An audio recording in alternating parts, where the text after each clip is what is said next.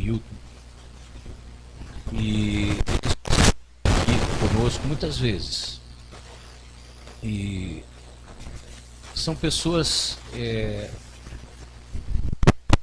que fazem parte da nossa história, porque são membros da família, são muitas vezes assim, quando nós somos convidados a levantar clamores por pessoas que nós não conhecemos, a gente já faz com o coração apertado pela empatia, por nos colocarmos no lugar, né, daquela família, enfim.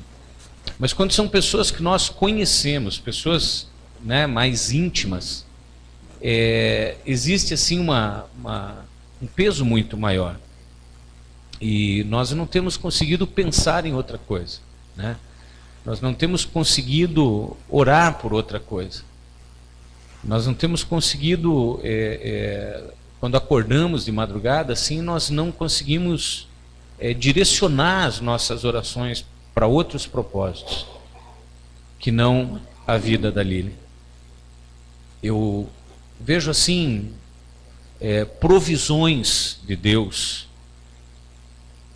ou providências de Deus em toda a situação. Quando ela sofreu o acidente, já haviam, pelo que me consta, 2 unidades de socorristas do SAMU, do SEAT, atendendo um outro acidente ali. Então ela sofreu o acidente, ela foi imediatamente atendida. Em 20 minutos ela estava dentro do helicóptero rumo ao hospital. Então perceba que é algo totalmente incomum, né? Talvez se não houvesse ali aquelas 2 unidades, talvez a situação fosse muito mais grave. E ela está lá, respirando com aparelhos, entubada, mas está viva. Ela está viva. E eu acredito em milagres. Eu já presenciei, eu falei aqui naquele dia, na quinta-feira, né, que nós nos reunimos aqui para levantar um clamor. Eu testemunhei que eu creio, eu não desisto dessa ideia. Eu estive antes de ontem, eu estive ontem lá orando por ela, não fomos hoje, mas estivemos ontem, antes de ontem lá, e nós não desistimos, porque cremos, não em nós, mas no nosso Deus. Amém? E eu quero, igreja, que você assuma uma posição. Eu quero agradecer a cada um de vocês que está aqui. Existem muitas pessoas que estão viajando, a gente sabe, que não estão aqui porque não podem realmente, estão viajando, mas na quinta estavam aqui, unidas em oração conosco. E é importante que nós, como igreja, nessa ocasião, a gente comece a assumir um papel diferenciado. Amém? Eu orava hoje com relação ao que Deus tinha para nós como igreja nesta noite. E foi impressionante, porque eu abri a Bíblia, às vezes acontece assim, de eu abrir a Bíblia e o contexto ali não ter a ver e tal, mas hoje eu abri a Bíblia assim, pá, Deus falou, é isso aqui, ó. E veio muito claramente para mim, assim, não só o texto, mas o contexto daquilo que Deus queria tratar conosco como igreja. Amém? Então, sem mais delongas, eu quero que você abra aí a tua Bíblia e acompanhe comigo a leitura. Eu vou ler os primeiros versículos e vou interrompendo, mas você pode ficar com a Bíblia aberta para ir, porque eu vou trabalhar no mesmo texto. Tá? Então, por favor, abra aí a tua Bíblia em Marcos, capítulo 9. Evangelho de Marcos, capítulo 9.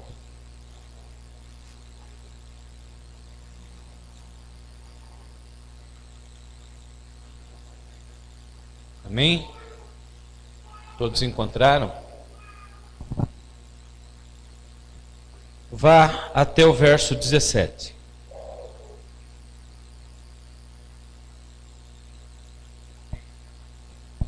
Diz assim a palavra: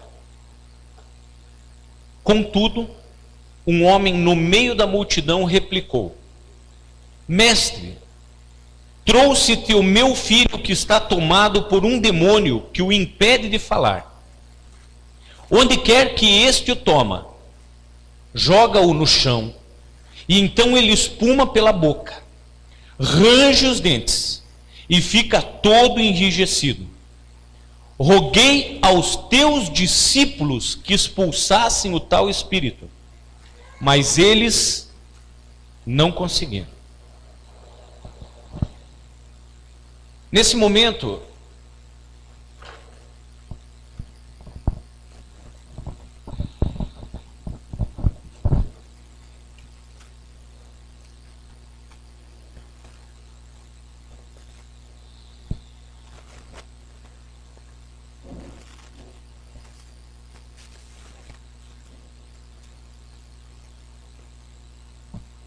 amém.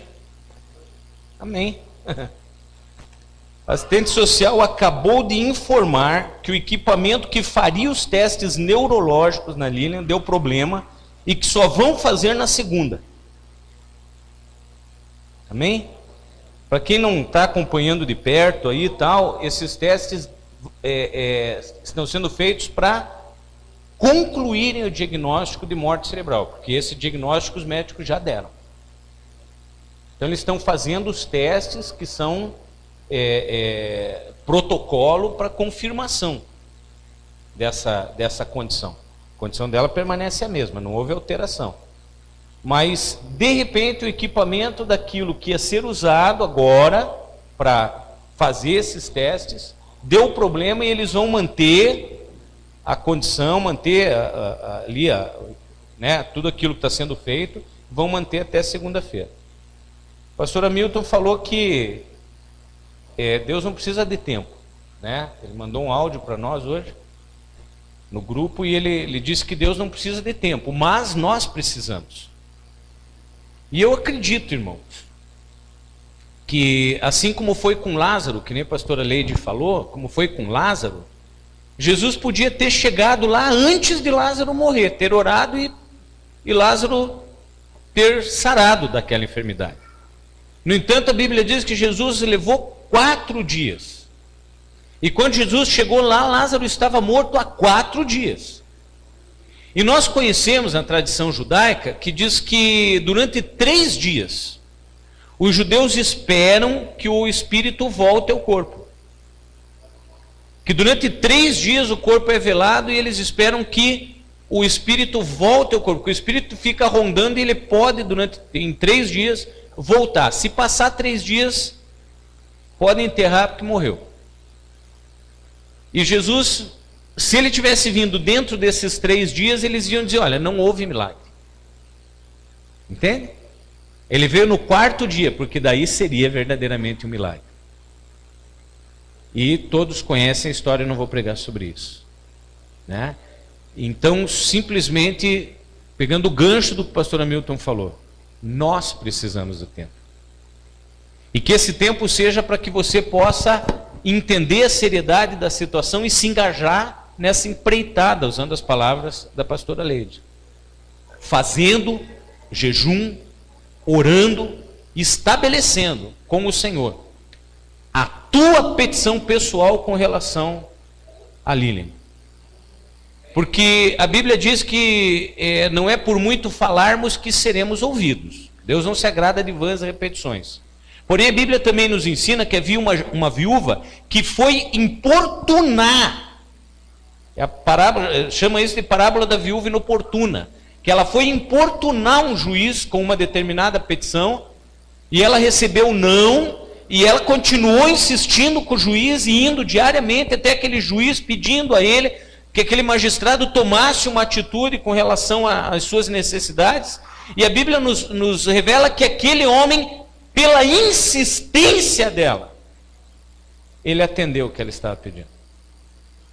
Então esse tempo é um tempo para nós, como igreja. E agora, em virtude dessa mensagem, eu entendo melhor ainda isso que Deus nos deu essa noite. Amém, amém. Glória a Deus. Glória a Deus. E eu me alegro porque desde o início a postura do Daniel tem sido uma postura muito firme no que tange a fé e a esperança de que sua esposa se recupere. Eu tenho me agradado muito da atitude do Daniel. Tenho achado maravilhosa a postura com a qual o Daniel tem se manifestado durante esse período. Amém? Então vamos continuar aqui, porque ainda temos a Santa Ceia hoje, e eu não quero gastar muito tempo.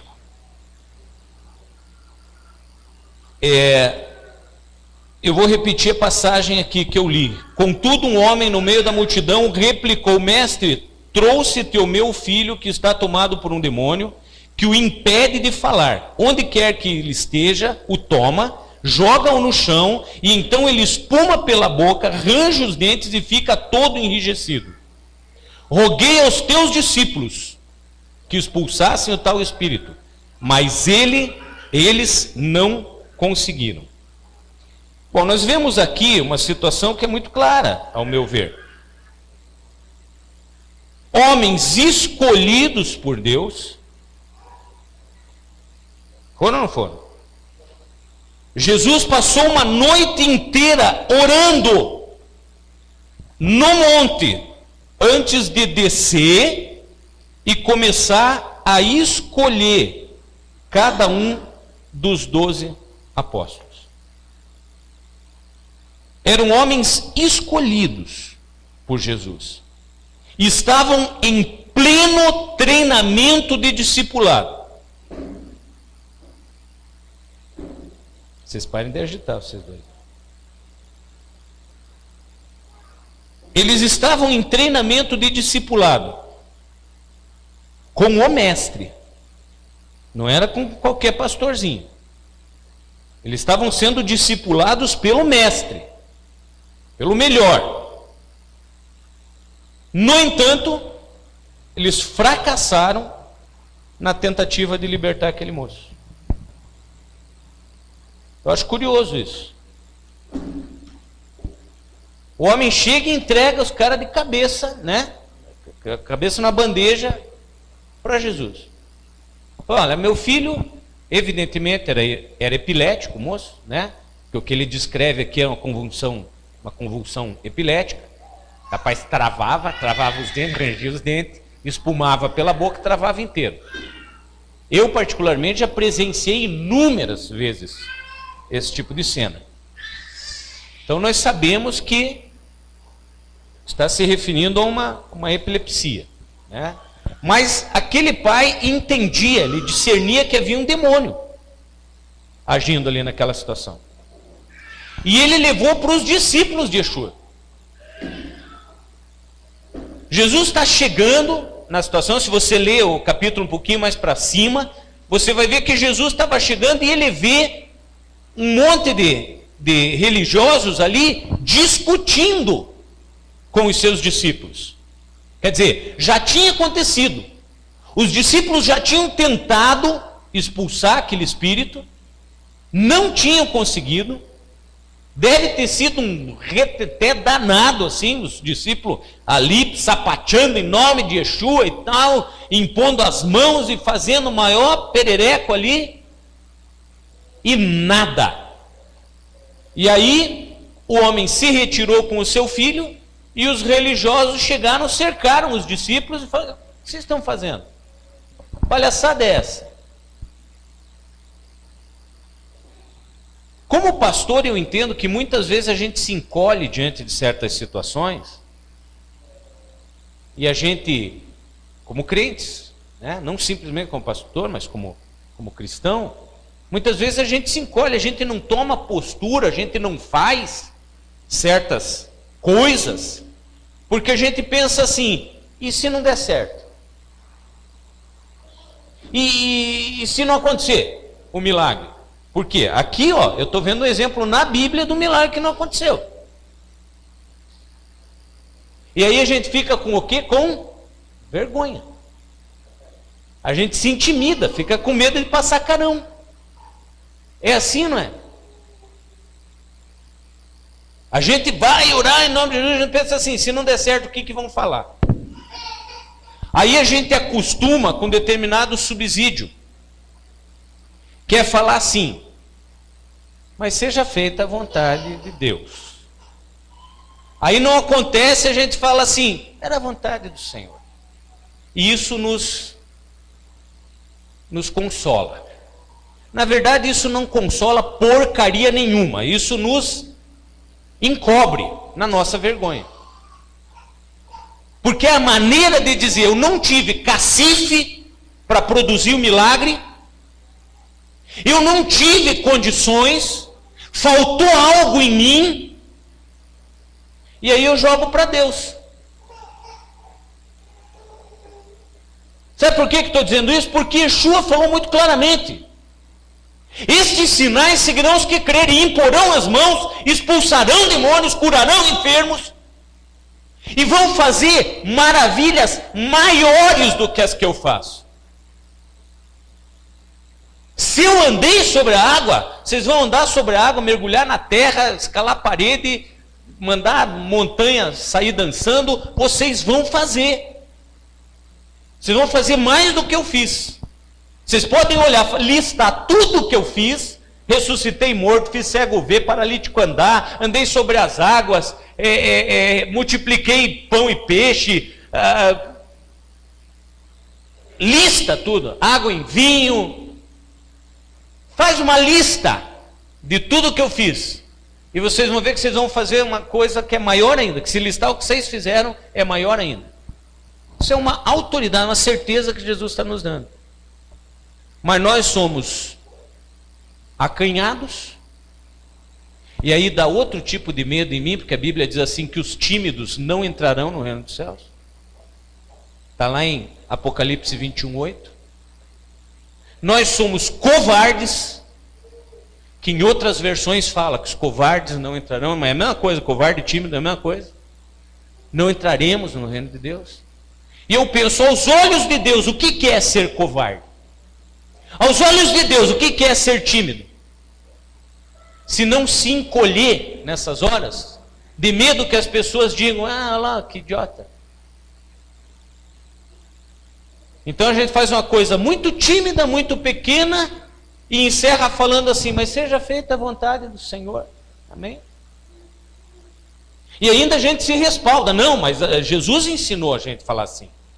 Porque ele chega para Deus e ele fala assim, Pai, se for possível, afasta de mim esse cálice. Mas seja feita a tua vontade.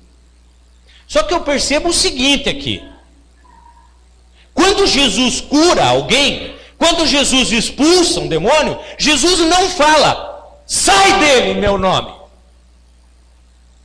Mas Senhor, só se o Senhor quiser. Eu vejo Jesus dizendo, porém seja feita a tua vontade, quando ele está se referindo a algo da própria vida. Eu quero que na minha vida seja feita a vontade de Deus. Mas em nome de Jesus, eu tenho a obrigação de ser ferramenta nas mãos de Deus para produzir milagres. Ponto. Se o milagre não acontecer, não é porque Deus não quis, é porque eu não tive capacidade. Ponto. Assuma. Davi era um homem segundo o coração de Deus, por quê? Porque quando Davi pisou na bola, teve a sua atenção chamada, ele não fez que nem Adão. Ah, Senhor, mas foi a mulher que o Senhor me deu. Ele não fez que nem Adão.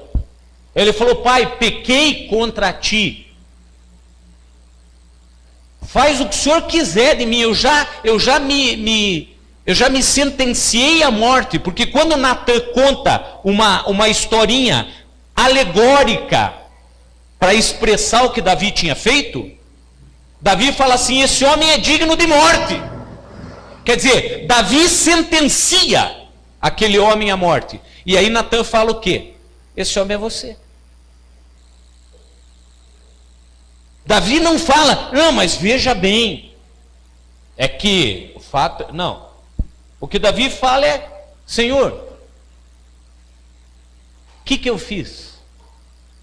Pequei. Ô Senhor, castiga aí, faz aquilo que o Senhor achar que deve. A única coisa que eu quero é que o Senhor não tire o seu espírito de mim. Quer dizer, não me deixa sem o Senhor, me castiga. Pisa no meu pescoço, mas não sai de perto. Sabe, irmãos, existe um momento na vida de cada cristão que ele tem que tomar uma posição. Que ele tem que tomar uma decisão. Eu tive que tomar essa decisão lá atrás. Quando eu falei, não, eu quero ser pastor. Eu quero. E entrei sob a autoridade, sob unção. Entendendo que eu já, dali para diante, eu não seria mais dono de mim mesmo.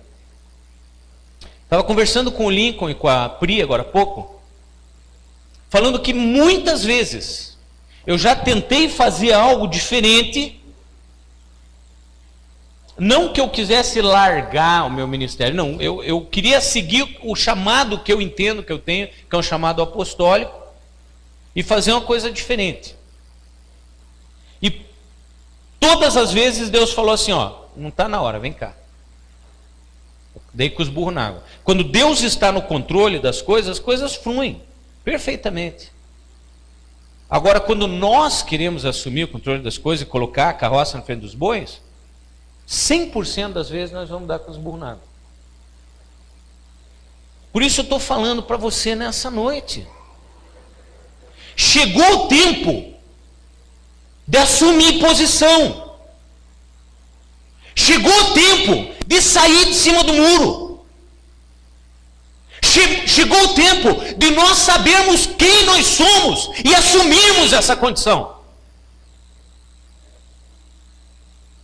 Porque o que nós temos feito como igreja, e me perdoem, porque eu não quero ofender ninguém, eu digo isso afetando a mim também.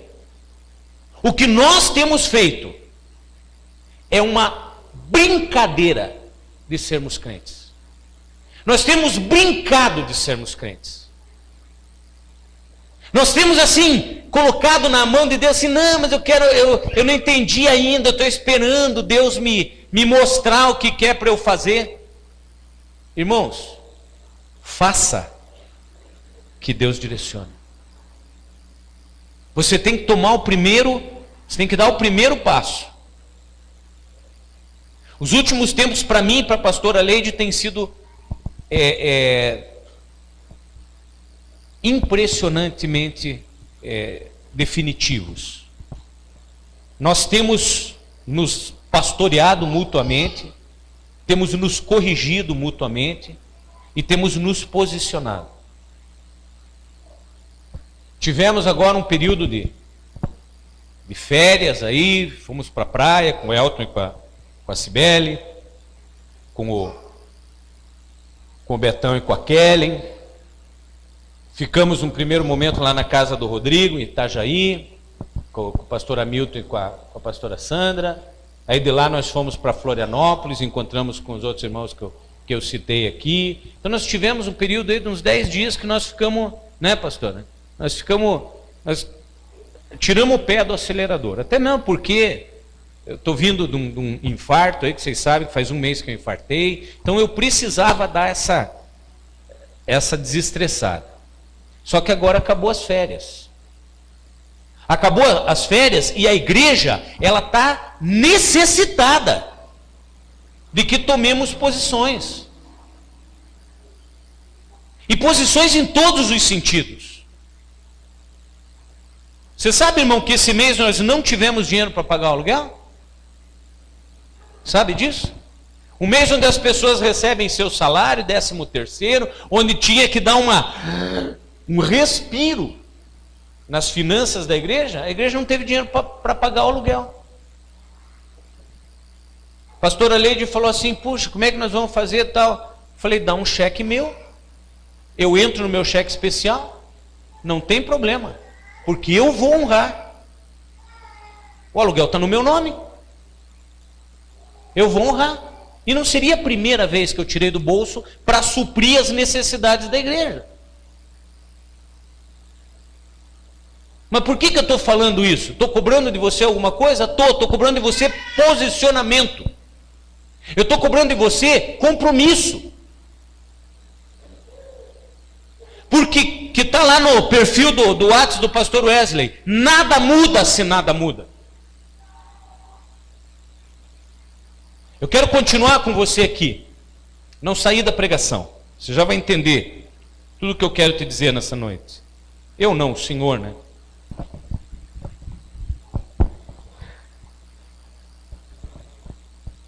Perceba o desapontamento de Yeshua. Aqui no verso 19.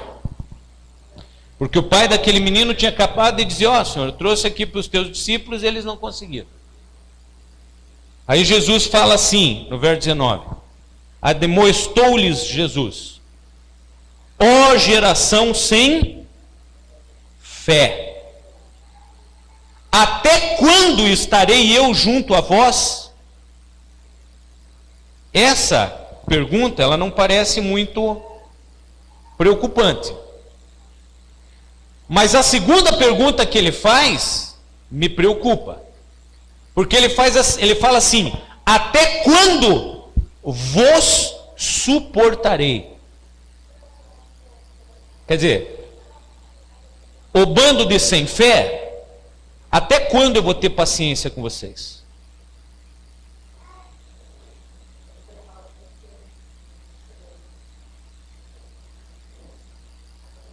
Até quando? Estudamos isso ontem. Até quando eu vou poder confiar em vocês? Aí ele fala: traga o menino para mim.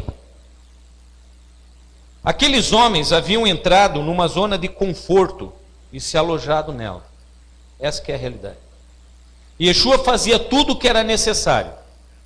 Deles, nada ainda havia sido exigido.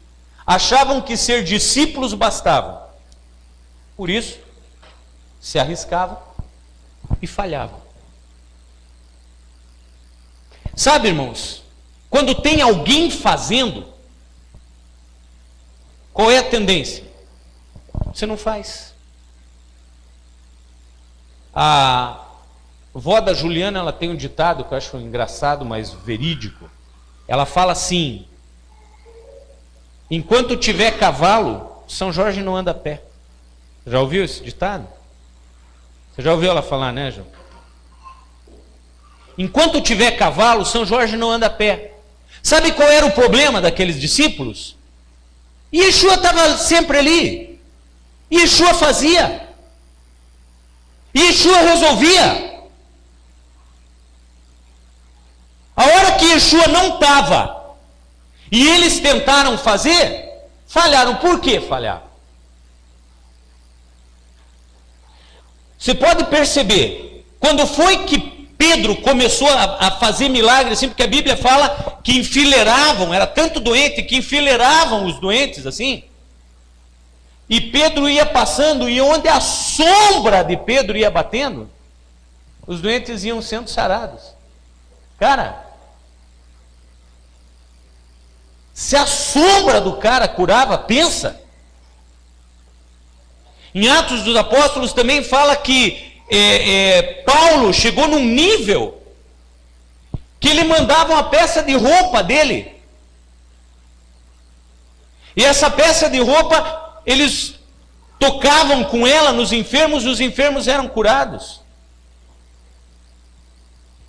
Pensa.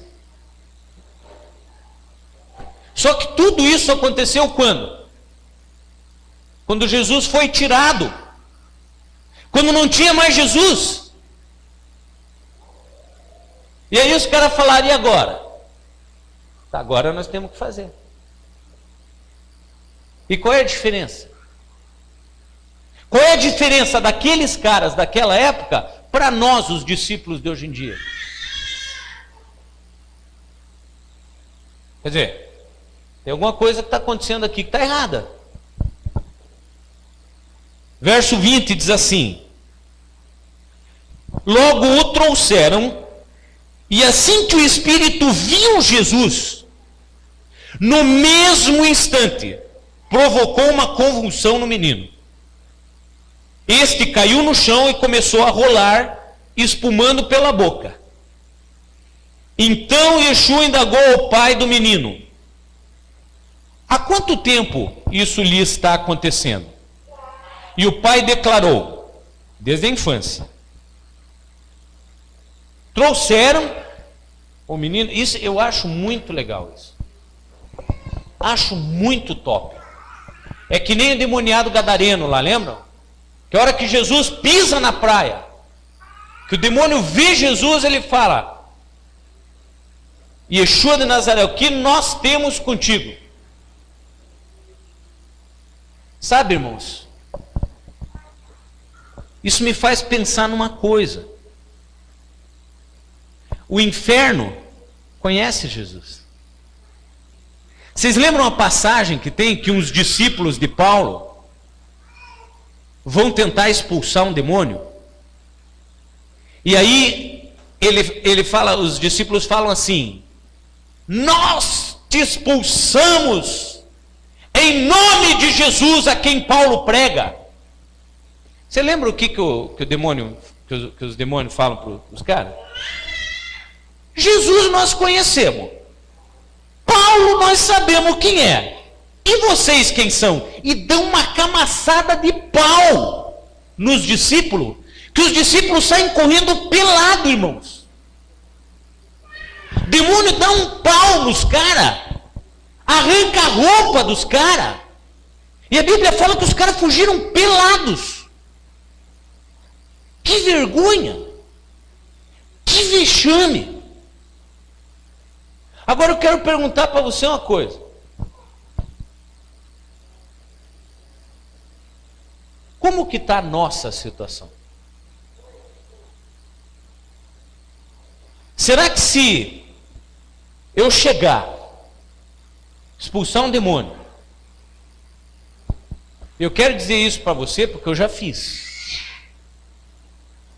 Chegar a expulsar um demônio e falar para esse demônio assim: sai em nome de Jesus.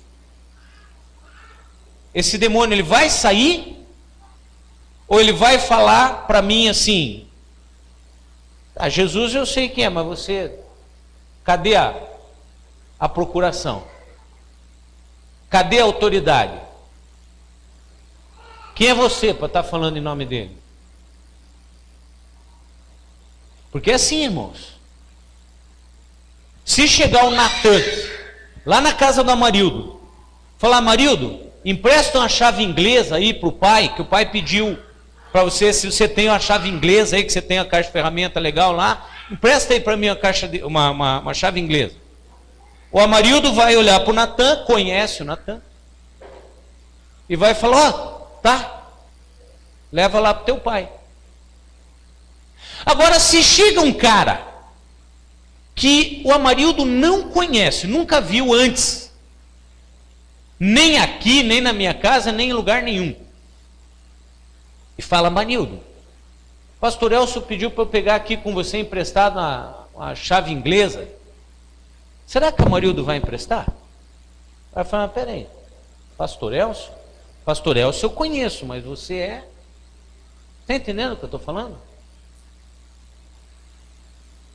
Quem nós somos? Quem verdadeiramente nós somos? Qual é a condição, qual é o status que nós nos encontramos hoje? Como servos de Yeshua, como representantes do reino de Deus. Como que está a nossa vida? Eu ontem, aqui depois da aula, até conversando com o Lincoln, eu falei o seguinte, é uma coisa que eu tenho falado aqui, que vocês já devem ter ouvido eu falar várias vezes. O ser cristão, ele está muito mais atrelado às nossas reações do que às nossas atitudes. Porque sabe, irmãos, e eu vou dizer isso aqui mais uma vez, eu tenho medo de dizer que eu sou cristão, por dois motivos. Primeiro, porque o que é ser cristão? Sendo que, porque a gente fala isso como se fosse uma religião, né? Sou cristão porque eu sigo Cristo. Tá, mas Jesus não fundou uma religião. Jesus veio para cumprir uma religião que já existia. Não é isso? Jesus não fundou uma religião. Falou, eu não vim abirrogar, está lá em Mateus 5,18. Eu não vim abirrogar a lei e os profetas. Eu vim para cumprir. Na versão da H. Stern, da Bíblia Judaica Completa, diz assim, eu vim para completar. Então Jesus veio trazer uma aula prática de uma teoria antiga. Então esse é o primeiro ponto que me faz assim ter medinho de falar que eu sou cristão.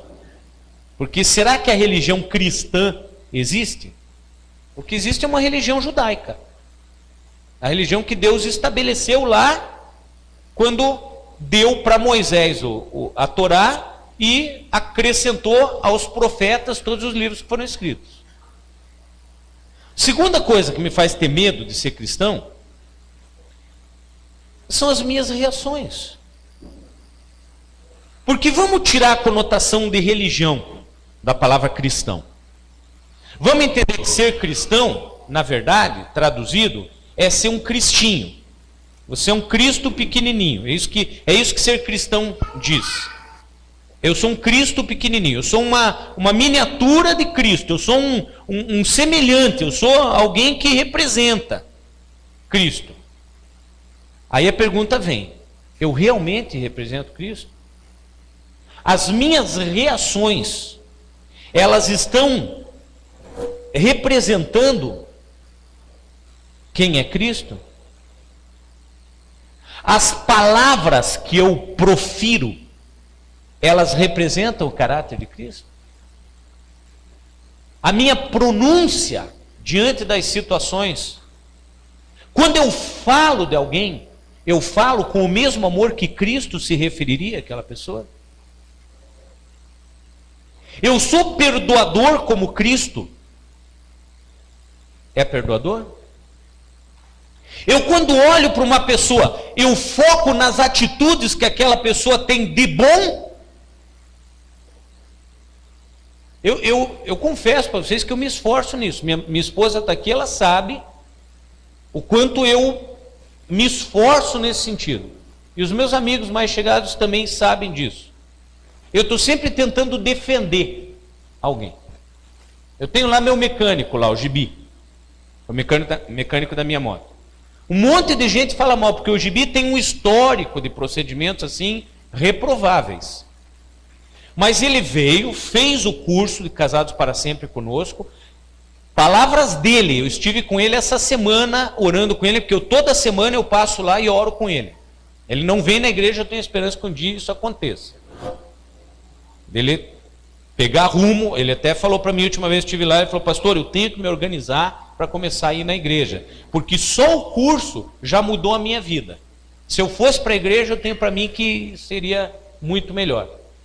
E diante de cada vez que alguém fala alguma coisa mal do Gibi, eu defendo o Gibi falando as coisas boas a respeito dele. Estou citando o Gibi de exemplo, mas eu sou assim com relação às pessoas. Por quê? Porque eu me vejo como seguidor de Yeshua, eu me vejo nessa obrigação. Eu preciso expressar, na minha maneira de olhar para as pessoas, expressar Cristo em mim.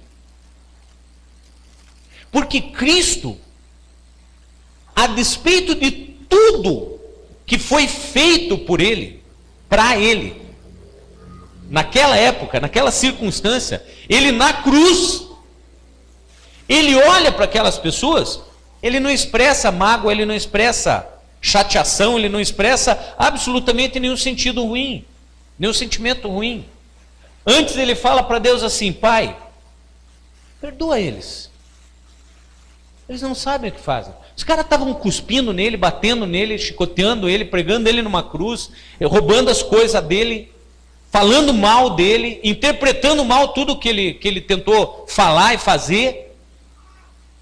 Mas ele ainda assim, ele não consegue olhar para aquelas pessoas com nenhum sentimento a não ser o de medo que Deus se irasse contra eles e sobre eles lançasse algum castigo. Pai, perdoa eles, não sabem o que fazem. O quanto nós temos sido assim? O quanto as nossas reações com relação aos nossos inimigos Talvez você diga assim, pastor, eu não tenho inimigos. A gente sempre tem. Sempre tem. Sempre tem alguém no ambiente de trabalho, alguém na faculdade, alguém Sempre a gente tem alguém de quem a gente não gosta e que a pessoa não gosta da gente. Mas e se nós começarmos dentro da família? Vamos falar a verdade, né? Família é um território vasto e fértil para a gente exercer a questão de ser discípulo de Yeshua. Porque às vezes dá vontade de matar todo mundo. Não é assim? Então perceba, presta atenção nessa questão. Como estão? Porque na hora que uma coisa acontece, na hora que uma pessoa está doente, a hora que alguém está lá na UTI, à beira da morte, você já ouviu um termo que diz assim, marmelada na hora da morte acaba de matar? Porque na hora que isso acontece, aí não adianta a gente querer pagar de bom moço, não, que agora eu sou santo e tal, não. Não. Nós vamos ver aqui na sequência dessa palavra que é uma constância. O ter autoridade para chegar lá e falar, seja curado em nome de Jesus, ou sai demônio em nome de Jesus, não é uma coisa que se adquire na hora. Eu faço musculação há 36 anos. Esse ano vai fazer 36 anos que faço musculação. O meu filho, Wesley, que já esteve na academia junto comigo, sabe a quantidade de peso que eu levanto. Que não é pouco. Mas eu não comecei assim. Hoje, se eu chego, deito num banco de supino e faço supino com 160 quilos, eu faço.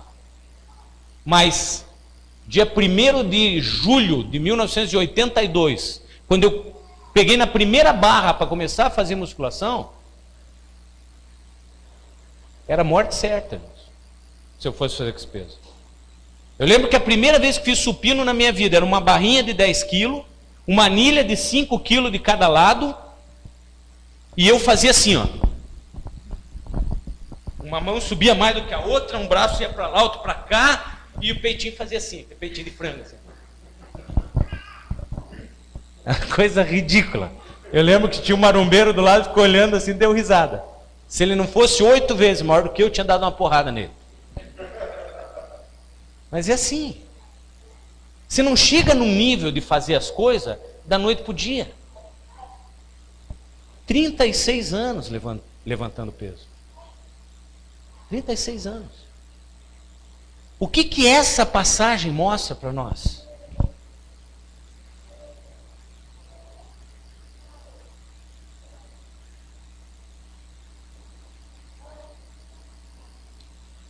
O menino era, como eu já falei, claramente epilético.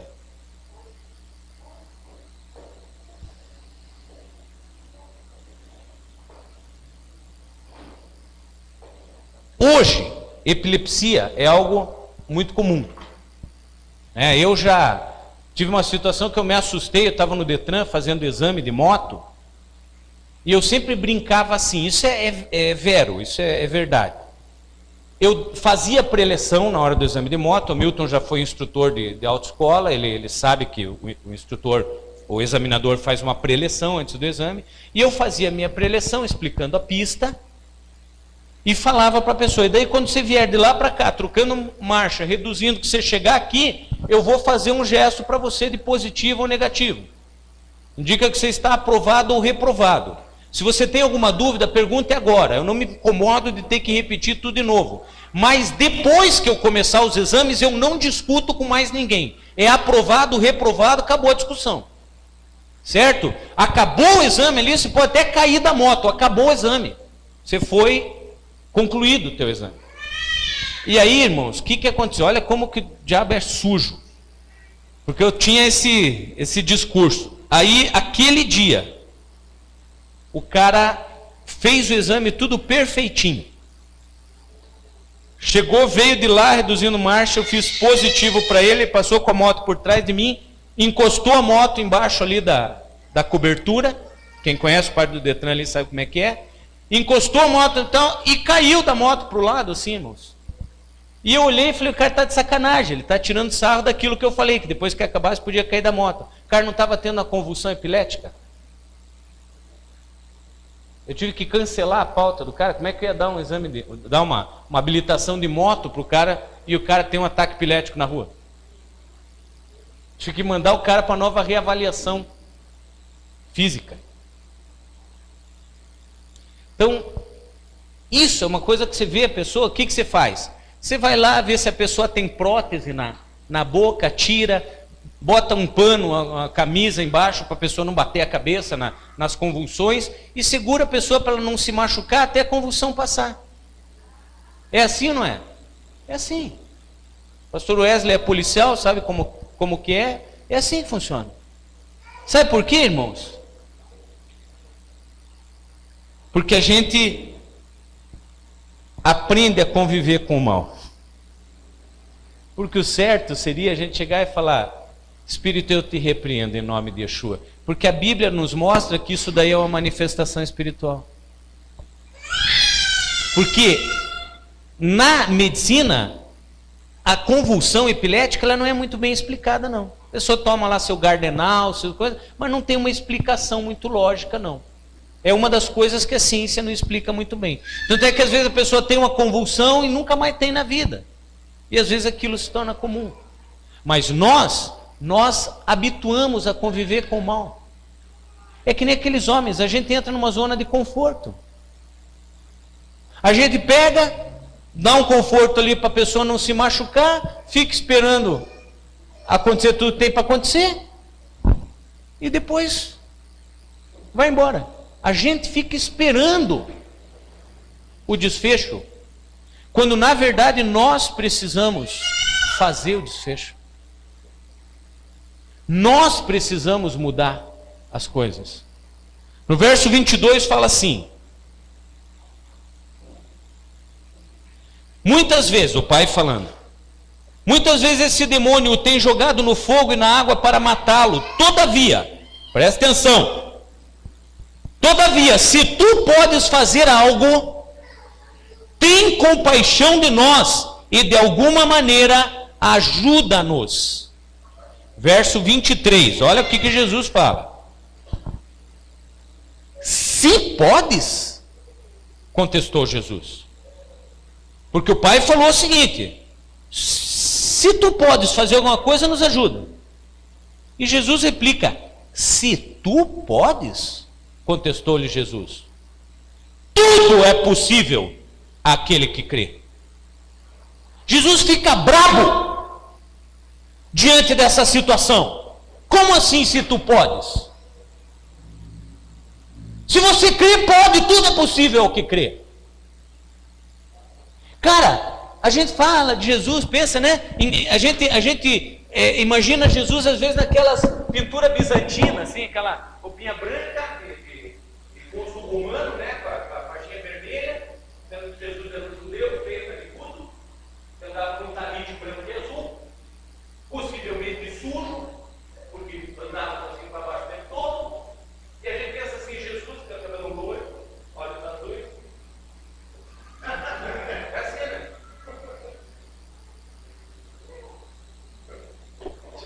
Cara, Jesus era um cara que olha, eu só acredito que Jesus era paciente, porque paciência é fruto do Espírito e Jesus era cheio do Espírito. Mas eu vejo às vezes Jesus assim contando até 10, 20, essa é uma das vezes. Eu vejo às vezes, olha, como assim? Se tu podes. E eu olho para nós hoje como igreja, eu falo assim, como assim ele não levantou ainda? Como assim? Como assim estamos tudo cagado de medo aqui, acontece o pior? Dando graças a Deus que umas bostas dos equipamentos lá deram tilt lá e tem que esperar até segunda-feira. Vocês me desculpem a linguagem. Mas eu fico indignado. Como assim? Se tu podes. Eu percebo aqui um tom de indignação em Yeshua. E é como quando ele questiona os discípulos lá no Getsemane.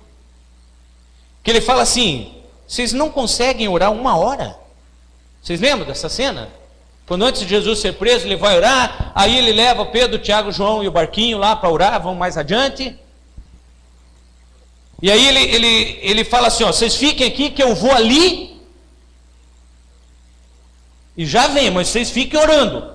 E aí Jesus vai lá, chora, sua gotas de sangue, se desespera, estava tenso para chuchu, porque ele sabia o que ia acontecer no dia seguinte.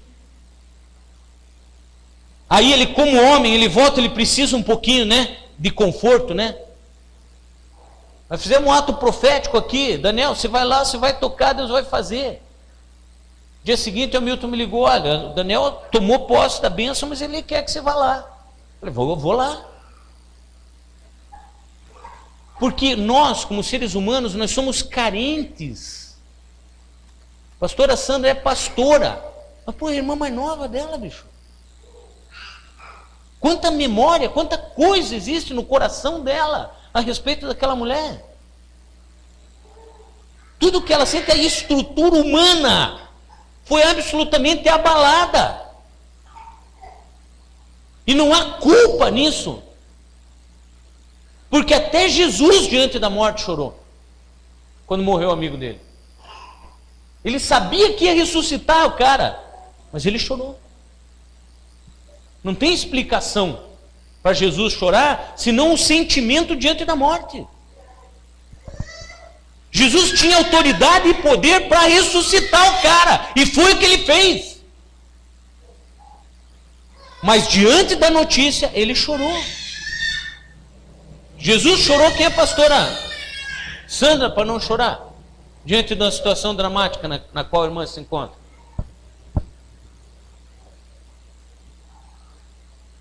Verso 24: imediatamente o pai do menino asseverou: eu creio. O Senhor falou que tudo é possível aquele que crê, eu creio. Mas só me ajuda a vencer a minha falta de fé. Eu tenho dito aqui que o julgo desigual, falei aqui ontem ainda, falei na segunda-feira, repeti ontem.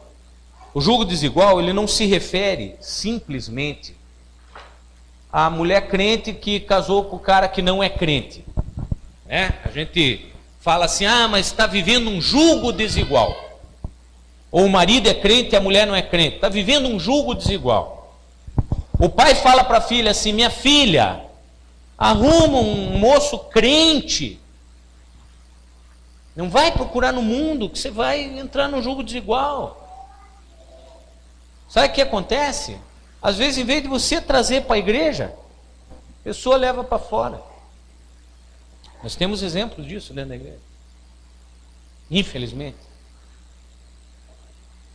Mas quando a gente fala de julgo desigual, vamos lembrar o que a Bíblia fala sobre que dentro de nós, o Espírito contende com a carne. Vamos lembrar de Paulo dizendo assim: o bem que eu quero fazer eu não faço, mas aquilo que eu critico, que eu falo que não é para fazer, quando eu vejo, cara, já fiz. E aí? Isso é o que senão um julgo desigual? Uma luta da pessoa com ela mesma.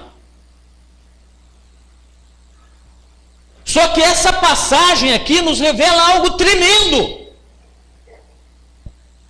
Eu creio, mas eu não tenho fé. Senhor Jesus, Yeshua, Machia, me ajuda na minha falta de fé. Quantos de nós têm se posicionado honestamente como alguém que tem sofrido de falta de fé? Porque quando esse homem fala para Jesus: Ele tinha falado, olha, se o senhor pode, faz alguma coisa. Jesus falou, como é que é, rapaz? Como é que é? Tudo é possível para quem crê. Senhor, eu creio. Me ajuda só na falta de fé. Sabe, irmãos, isso aqui é uma lição para nós. A coisa não acontece, o milagre não acontece por causa da nossa falta de fé. Nós cremos. Mas, cara, se tivesse fé suficiente, a Lilian já tinha até saído da UTI. Nós cremos, mas falta fé. Eu tenho que chegar a essa conclusão lastimável, mas verdadeira. Mas esse homem, quando toma consciência disso, ele pede para Jesus, pô, me ajuda aqui. Me ajuda aqui, porque o meu problema está sendo falta de fé.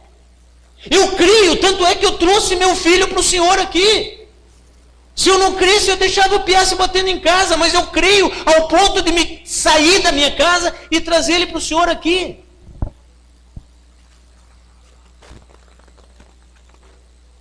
Sabe, irmãos, Jesus nos ajuda incontestavelmente com relação a isso também. Verso 25.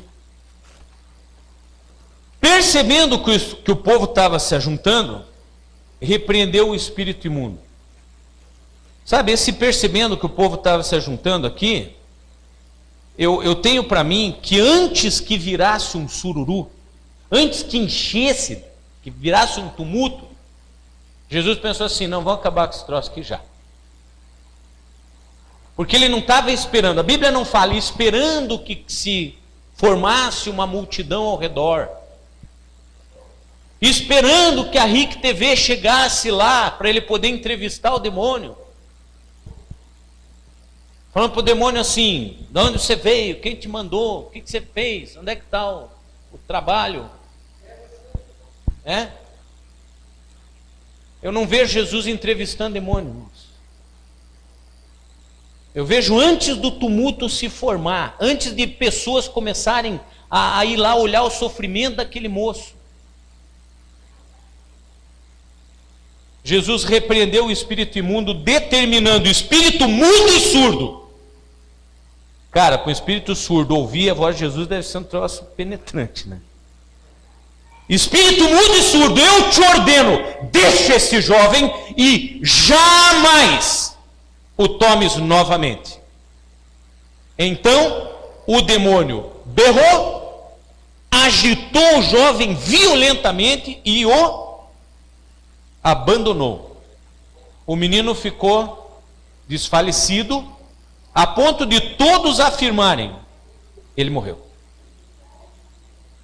Entretanto, Jesus, pegando a mão do menino, levantou e ele ficou de pé. Acabou ali. Fim de conversa. Jesus ordenou, o demônio rebolou, se debateu, urrou e saiu. Sabe por quê? Com Jesus não tem discussão. Com Jesus não tem discussão. Jesus tem autoridade sobre tudo e sobre todos. Nessa situação aqui, Jesus repele um demônio. Só que a Bíblia fala que quando Jesus morreu na cruz e desceu ao inferno, ele tomou da mão de Satanás a chave da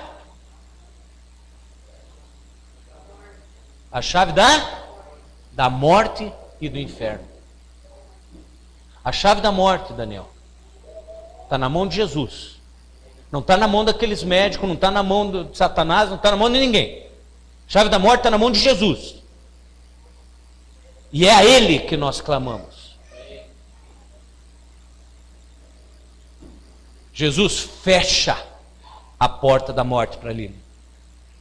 Nós clamamos e profetizamos vida sobre ali. Em nome de Jesus.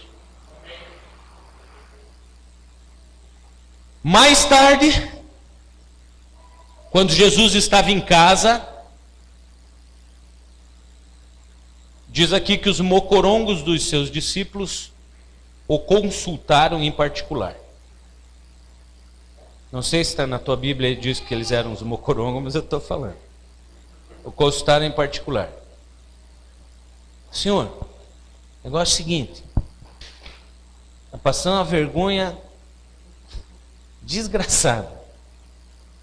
Além de nós ficar lá, berrando, sapateando, mandando o demônio sair, e não aconteceu.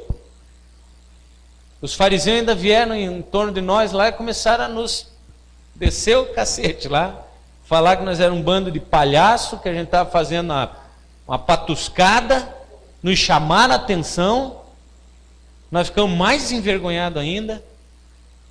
Ainda bem que a hora que o Senhor chegou, a atenção se voltou para o Senhor e nós fomos saindo de fininho.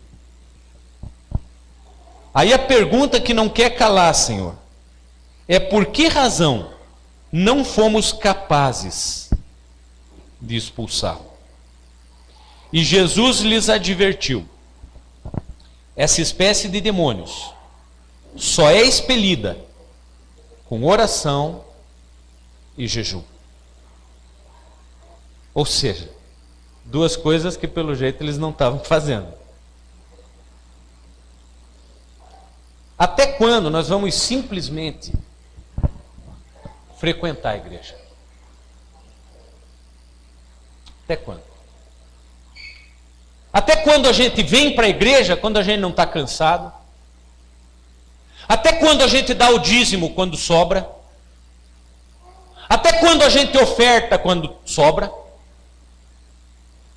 Até quando a gente frequenta a igreja enquanto está legal?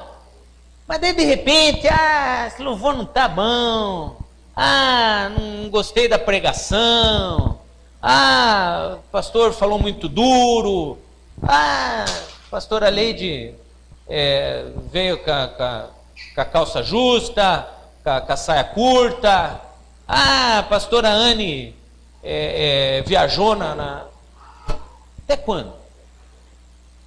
Até quando nós não vamos ser igreja? Porque uma coisa é a gente frequentar a igreja, outra coisa é a gente ser igreja. Quando a gente é igreja, a gente briga pela igreja. Quando a gente é igreja e as coisas não estão acontecendo a contento, a gente toma atitude.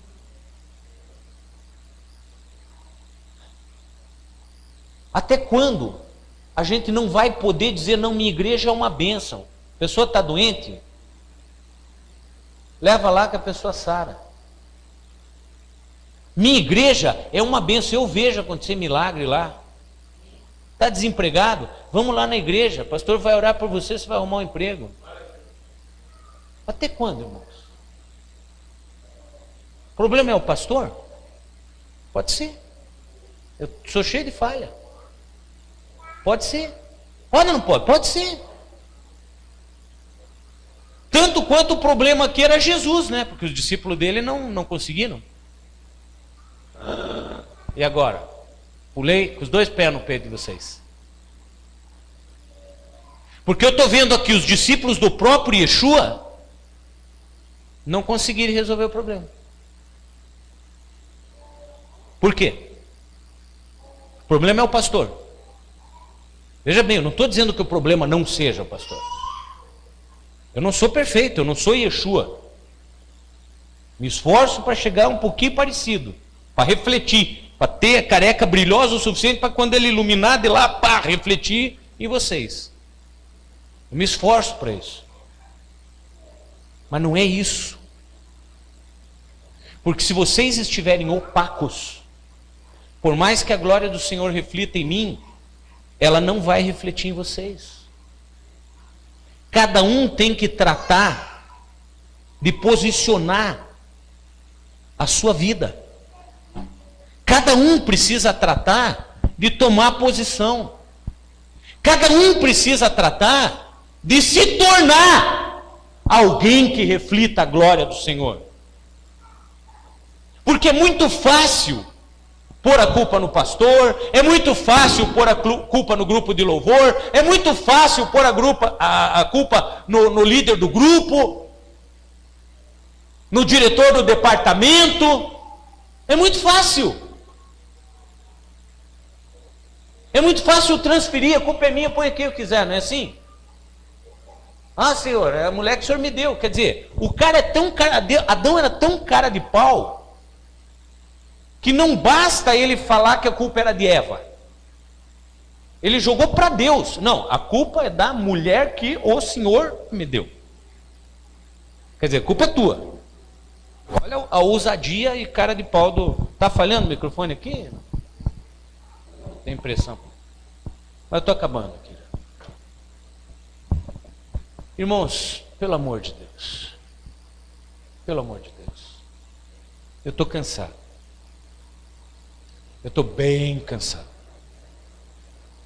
Eu infartei tendo o melhor exame de sangue dos últimos 20 anos. E olha que eu faço 2 exames, 2 check-ups por ano. Então são 40 exames aí. Os últimos 40 exames de sangue que eu fiz, o último foi o melhor.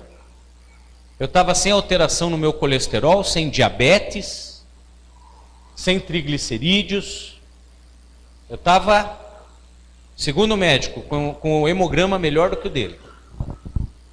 E eu infartei. Eu ando cansado. Eu vou dizer para vocês, esse ano para mim vai ser decisivo. Se vocês não reagirem, escute o que eu estou falando, porque eu estou jogando sim o peso em cima de vocês. Se vocês não reagirem, não virarem igreja, antes de eu viajar para os Estados Unidos em maio, as portas serão fechadas e eu vou entregar o prédio, entregar o salão para o proprietário. Eu não vou ficar servindo a um povo apático que não reage e não assume a sua posição. Não vou. Eu sou pastor aonde eu for. Tem algo me aguardando lá nos Estados Unidos que eu não faço ideia do que seja.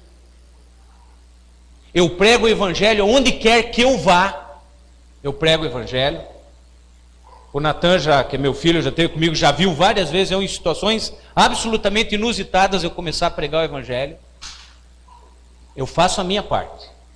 Eu não preciso da igreja para ser pastor. Eu sou pastor porque Deus me chamou e me ungiu. Mas servir numa igreja que chega no final do mês,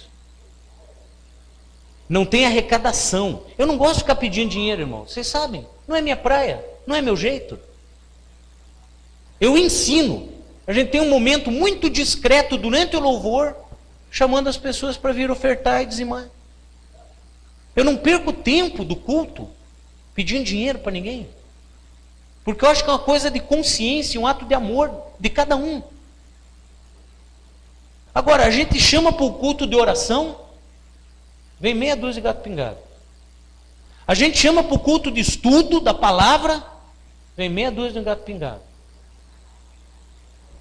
A igreja não consegue arrecadar para pagar as despesas. Quer dizer, as pessoas não têm um compromisso com a obra. Eu infarto, mas não largo o osso. Mas as pessoas, por qualquer coisa, viram as costas e começam a frequentar outras igrejas. Ah, porque aqui é melhor, porque aqui é mais isso, aqui não sei o que lá. A raiz não estou gostando. Para pensar, você não está gostando da igreja? Quem é a igreja? Você está fazendo a tua parte como igreja? Você entende o que eu quero dizer, meu irmão? Minha irmã? É muito sério isso. Eu trabalho no tribunal para não pesar para a igreja e sustentar a minha família. Eu não trabalho no tribunal para ter dinheiro para pagar o aluguel quando a igreja não reage. Eu estou cansado. E eu não sou homem de ficar dando murro em ponta de faca. Se sinta chocado com o que eu estou falando. Se sinta. Quer se sentir ofendido com o que eu estou falando? Se sinta. Quer dizer assim, eu vou embora porque o pastor vai fechar a igreja mesmo? Vai embora e eu vou fechar a igreja mesmo. Agora, se você tem um pingo de vergonha na cara, se você tem um pingo de senso, de compromisso com Deus, assuma a tua posição. Largue mão de ser um frequentador da igreja e vire igreja. E a hora que a gente chamar para orar, venha. E a hora que a gente chamar para estudar, venha. Assuma a tua posição, porque a minha eu assumo. Deus não se alegra com pessoas mornas. Ele vomita. E está na hora de você esquentar. Está na hora de você assumir posição. Está na hora de você começar a jejuar e orar. Porque se existem demônios que têm trazido desânimo, a palavra que eu mais tenho ouvido nos últimos tempos, dentro da igreja, é desânimo. As pessoas andam desanimadas com a igreja. E se você gosta de ler a Bíblia, leia um versículo só, que está em Efésios capítulo 6, verso 12, que diz assim que a nossa luta não é contra a carne ou sangue, mas contra principados e potestades, hostes espirituais da maldade que atuam nas regiões celestiais. E você vai ver que se você está desanimado, é porque existe um demônio agindo na tua vida. Existe um demônio agindo na igreja. Nossa, pastor, você está falando que tem demônio agindo na igreja? Que igreja é essa? É uma igreja que tem servido ao Senhor, pregado o evangelho com integridade. E por isso, eu não sei o teu, mas o meu nome o inferno conhece. Então se junte comigo. Ore pela tua igreja. Assuma a posição. Tem uma irmã doente, à beira da morte, jejue. Abra mão do bendito café da manhã, do almoço, e jejue. Ore. Ore como se fosse a tua irmã mais nova, como se fosse a tua esposa, como se fosse o teu marido naquele leito. Porque isso é ser igreja. É carregar os fardos uns dos outros.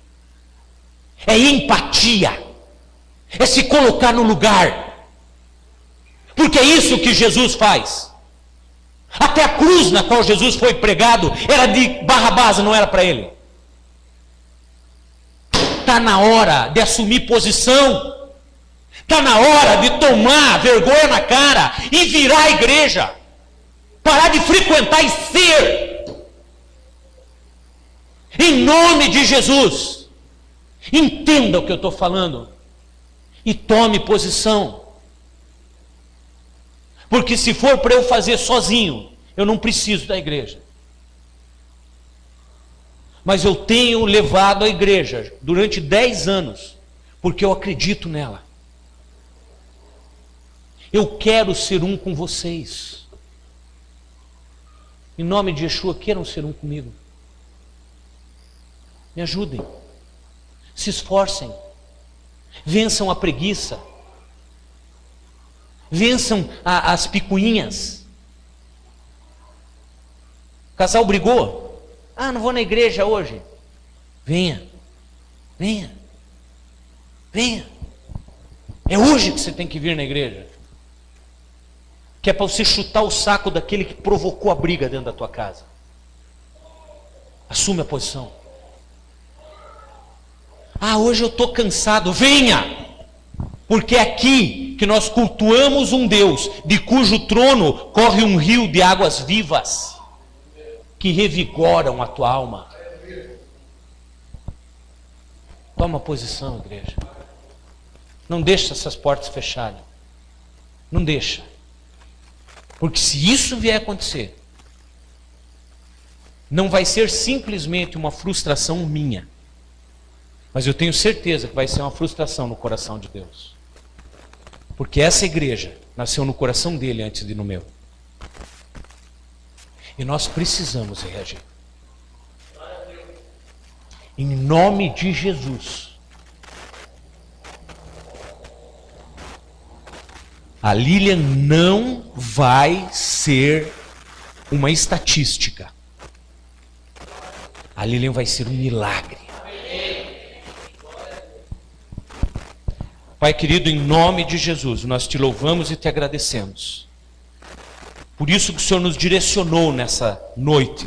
Essa palavra dura, mas que nos chacoalha para que nos despertemos e nos libertemos de tudo aquilo que nos tem mantido surdos e cegos e mudos. Nós queremos, Senhor, verdadeiramente representar o teu reino. E para isso, Senhor, nós precisamos sair de cima do muro. Nós precisamos tomar uma posição. Nós precisamos declarar e decretar quem nós somos em Ti.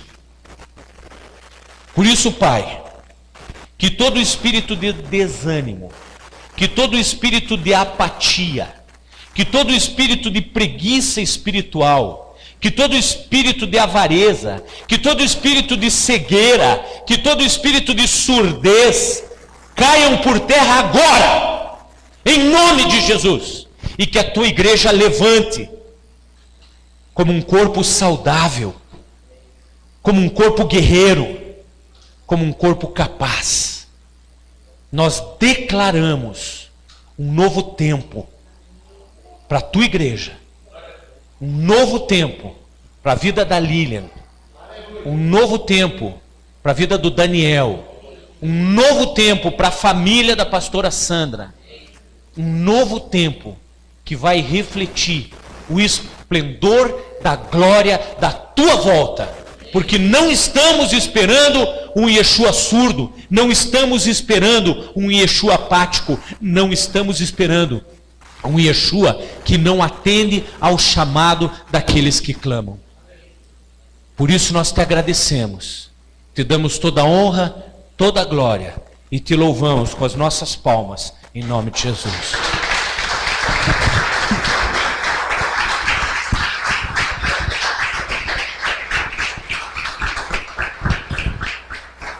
Amém. Quem está com o lombo ardido aí, diga amém. Amém. Todos nós, né? Deus, Ele corrige aqueles a quem Ele ama. Então, se Ele está nos corrigindo, porque ainda a gente tem esperança, irmãos. Quando Ele parar de corrigir...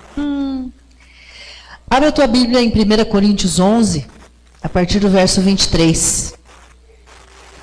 Nós vamos ler a passagem onde fala sobre a ceia, né? Pastor Elcio sempre tem uma palavra diferente, mas eu vou no básico.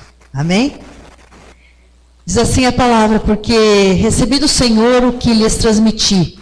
Porque Yeshua, na noite que foi traído, pegou o pão. E depois disso, deu graças. E partiu e disse: este é meu corpo, que é para vocês. Façam isso em memória de mim. Da mesma forma, pegou o cálice após a refeição, dizendo: este cálice é a nova aliança, realizada pelo meu sangue. Façam isso todas as vezes que beberem, como um memorial para mim.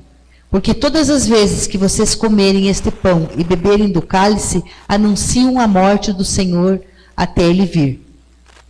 Portanto, quem comer o pão do Senhor ou beber o cálice do Senhor de forma indigna, será culpado de profanar o corpo e o sangue do Senhor. Por isso que a pessoa examine-se a si mesmo, e então coma o pão e beba do cálice. Porque a pessoa que come e bebe sem reconhecer o corpo, come e bebe juízo para si mesma. Essa é a razão pela qual muitos de vocês estão fracos e doentes, e alguns já morreram. Se nós nos examinássemos, não incorreríamos no juízo, mas quando somos julgados por Deus, somos disciplinados para não sermos condenados com o mundo. Eu acho que esse último versículo aqui tem tudo a ver com a pregação, né? Mas quando somos julgados por Deus, somos disciplinados para não sermos condenados com o mundo. Então eu creio assim que a ceia do Senhor é para nós nos lembrarmos a quem nós pertencemos. É um memorial anunciando a sua morte. E nós precisamos nos examinar para entender quem nós somos diante de tal situação. Em que nós acreditamos? Até onde vai a nossa confiança no Senhor, naquilo que nós estamos fazendo? Muitas vezes a pessoa, ela vem para a ceia, mas ela sequer acredita naquilo que ela está fazendo. Ela sequer confia no Senhor, ela sequer tem confiança naquilo que o Senhor pode fazer. O pastor sempre fala que a ceia do Senhor é para você trocar de lugar com o Senhor, com Jesus. Oferecer o teu corpo em favor dos outros, como ele ofereceu o corpo dele em nosso favor. Eu acredito nisso. Isso é algo que Deus deu para ele, muito específico. Foi uma revelação do Espírito para ele. Mas como está esse corpo que eu vou oferecer a outro em favor? Eu tenho condições de oferecer aquilo que eu tenho dentro de mim em favor de alguém? Ou dentro de mim só tem lixo? O que vai de verdade dentro de mim? Porque Jesus, quando ele ofereceu o seu corpo e o seu sangue por nós, era algo puro, era algo intenso, era algo que produzia vida. Jesus, no momento que estava na cruz, ele gerou vida na cruz. Ele gerou vida. Ele libertou um ladrão.